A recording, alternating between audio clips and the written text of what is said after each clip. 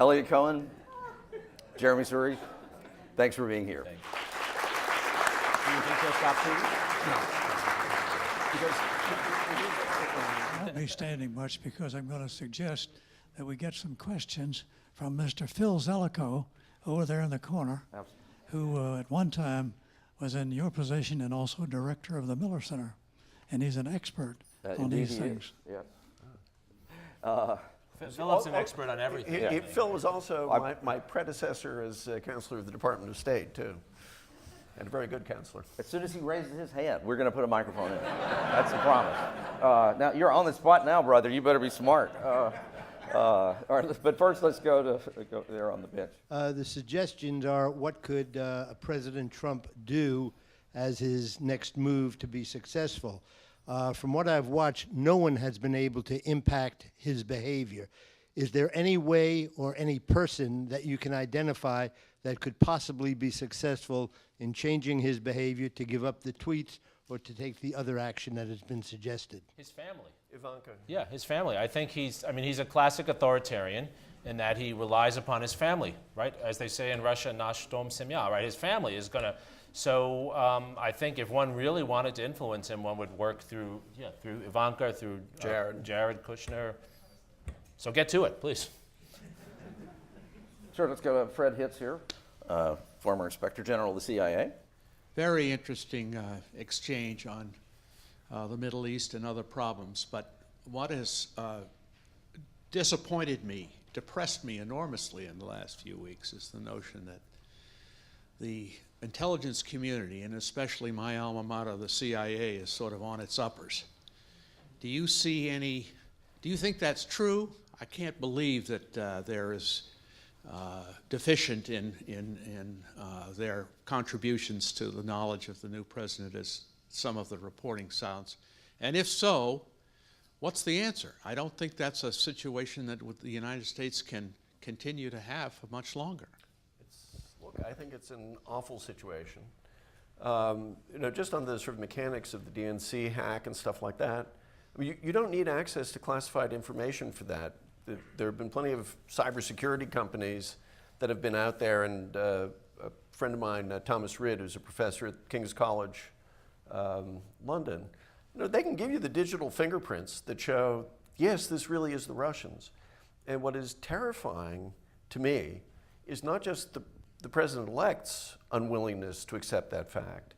It's people I know, who are either Republicans or conservatives, whatever you want to call them, who are going to kind of go like that in order to avoid facing the fact. The fact is, the Russians interfered in our election. I don't think they determined its outcome. I think Hillary Clinton did that to herself. But that's just a fact. And it's incumbent upon people to acknowledge it. I think we have now set up a pretty poisonous relationship between the president-elect and the intelligence community. And I both love your alma mater, and I also have a healthy appreciation of its ability to strike back.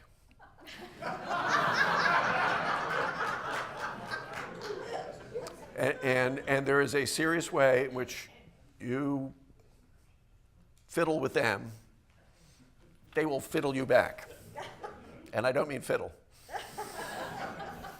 Well, let's next go to on the second row here. While the microphone's coming around, I do think that my personal reaction is what is so concerning about this poisonous relationship you're talking about is that have we forgotten already the enormous dialogue that we had after 9/11 about the incredible miscommunications and failure of people to talk to each other and share information, all of which is predicated on can only happen in an environment in which these different entities have some level of confidence in one another and know that the president, that they're not going to be whipped for saying complicated things, difficult things.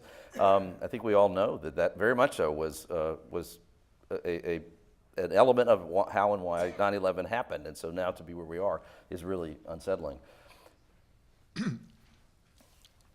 My take is to do with what you said in the beginning and an observation of the way we're describing it. What you said in the beginning is the president is very important in our system.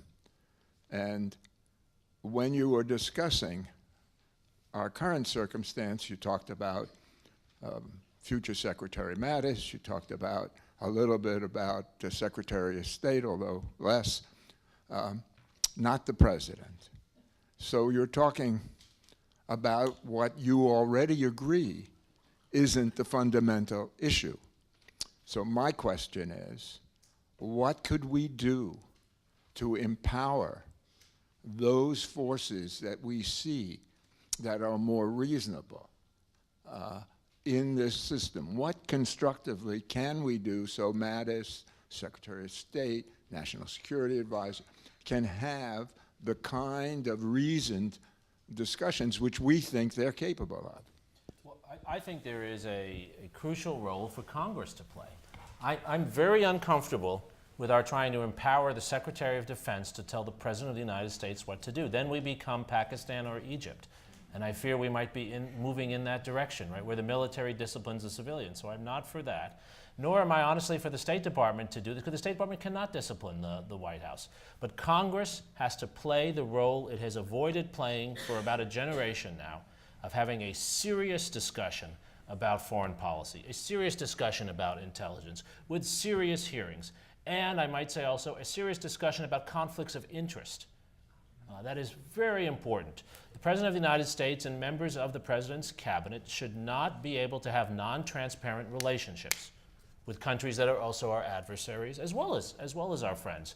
And so far, and I shouldn't be surprised, I guess, so far I have not seen that kind of congressional will, but that is what we need to demand of our members of Congress.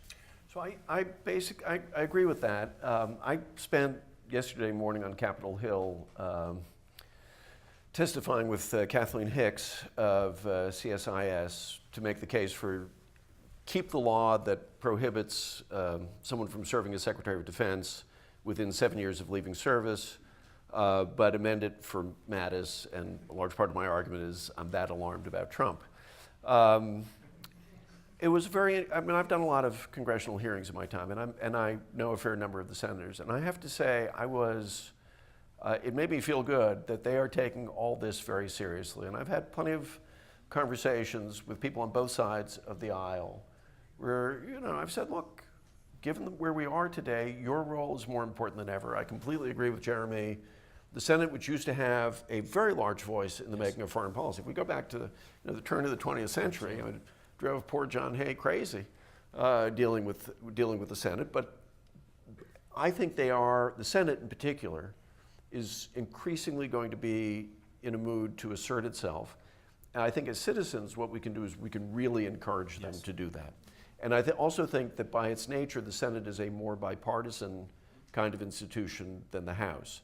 The House, this will be a lot more difficult, but the Senate luckily has the constitutional authorities that it needs. So I think that the pivot is really the Senate. Philip, you have to have a question or comment. No? He agrees with me. Sorry, Charlie. I tried. We'll do one more right here in the middle, sure. Wait for the microphone to get to you, if you would. So your viewers on Facebook Live, don't miss a As one looks at what Jeremy was saying about maintain the alliances and maintain reassurances, et cetera, does anyone think that the decision that all ambassadors must leave their posts on January 20th was a good decision? Not only was it a bad strategic decision, it was cruel. Yes. And when I speak to students, you all don't need to hear me say this, but when I speak to students, one of the first things I tell them is that as a historian, I've never actually studied a great leader who was cruel. Great leaders can use force. There are moments when they can actually tolerate things that they normally wouldn't, but they're generally not cruel people. Secretary of Defense Gates in his book says that most leaders he's worked with who are great leaders had a sense of humor, a humanity about them. This is inhumane, it's cruel, and that's not leadership. But my question was for the policy. Well, but I think it. Not the inhumanity. No, but I think that. But I think that matters for policy. I think that matters for policy. Look, one of the greatest advantages the United States had after World War II was not everyone liked us, but they usually hated us less than others, right? We have changed that. I said this to Eliot earlier at breakfast. He might not embrace this position. This is the first time in my lifetime, I'm the child of immigrants, this is the first time in my lifetime that we are not a beacon of hope for the world. And that's sad. And we've lost something diplomatic. We can get it back, but that's an enormous diplomatic asset that we have lost. I think there have been a number of times when we haven't. We been can't let it end on that. So we haven't please, been. Eliot. There have been a number of times when we haven't Bring been it back. a beacon of hope, but and we'll recover from that. But this is, the tone. Part of the problem, of an administration is the tone is set by the person on the top, and that's one of the reasons why, to go back to your opening question, I have reservations about sending young people in to work as political appointees. You may think that you can influence them. Well, they can end up influencing you. And the tone and tenor of an administration is very powerfully set by the individual at the top. I mean, I experienced that in quite a favorable way, I have to say, working for George Bush in the State Department. I was several layers removed from him. But, the basic decency of the man, the integrity of the man, the commitment of the man, that was felt. That was felt. If the American people pay attention, take seriously what's happening, engage with their elected representatives, in particular their senators, if the American people will do that, then the system will ultimately work. If we're off track, if we are as far off track as our guests I think would suggest, the system will take us back on the track. We may go through an unpleasant period. I agree. I mean, the reason I'm saying what I'm saying as strongly as I am is because I believe it, but also because I think that's how we get back on track. I don't think we get back on track by pretending that the horror is not so bad. I think we need to recognize that and adjust. And being spectators, as we have tended to be, and as we have unfortunately been encouraged to be in many respects, is not what would work. I agree with that, and I would just add to that, we are the system. The system is not just the institutional arrangements, and as I've indicated, I've not been President Obama's greatest admirer, but I thought his speech last night was very powerful. And part of what he was doing was urging people to participate and to be active, and by golly, that's what we need. Thank you both for being here. It's been really enlightening. Well done.